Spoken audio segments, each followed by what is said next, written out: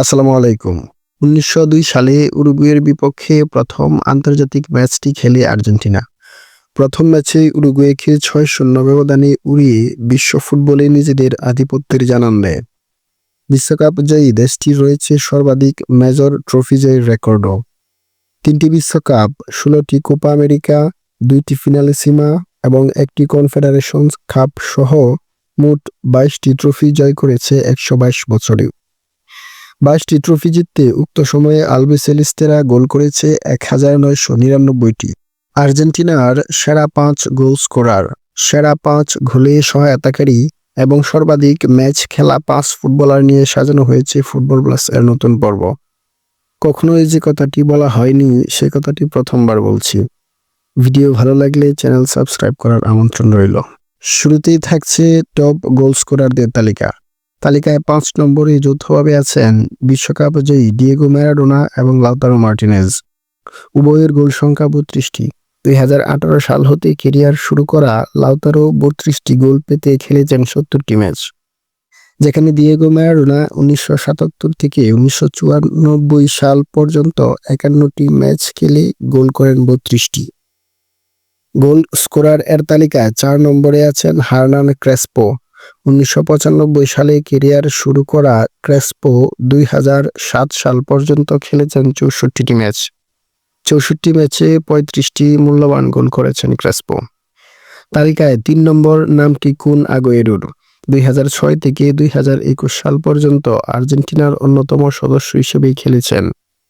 এ সময়ে ১০১টি ম্যাচ খেলেছেন এবং ৪১টি মূল্যবান গোল করেছেন এই ফরোয়ার্ড। হৃদরোগের জটিলতায় তাকে মাঠ ছাড়তে হয়েছে, নয়তো ডি মারিয়ার মতো তার ক্যারিয়ারও বর্ণাঢ্য হতো। টপ স্কোরার এর ২ নম্বর নামটি গ্যাব্রিয়েল বাতিস্তুতার। ১৯৯১ থেকে ২০০২ সাল পর্যন্ত ১১ বছরের ক্যারিয়ারে আর্জেন্টিনার হয়ে গোল করেছেন ৫৬টি গোলের বিপরীতে বাতিস্তাকে খেলতে হয়েছে ৭৮টি ম্যাচ। আর্জেন্টিনার টপ স্কোরার এর নামটি সবারই জানা, যে না থাকলে হয়তো ফুটবল এতটা রঙিন হতো না, সেই নামটি লিওনেল মেসি। আর্জেন্টিনার হয়ে ২০০৫ সালে ক্যারিয়ার শুরু করে এখনও দলকে সামনে থেকে এগিয়ে নিয়ে যাচ্ছেন। ১৯১টি ম্যাচ খেলা এই ফুটবল জাদুকরের গোল সংখ্যা ১১২টি, যা বিশ্বের দ্বিতীয় সর্বোচ্চ।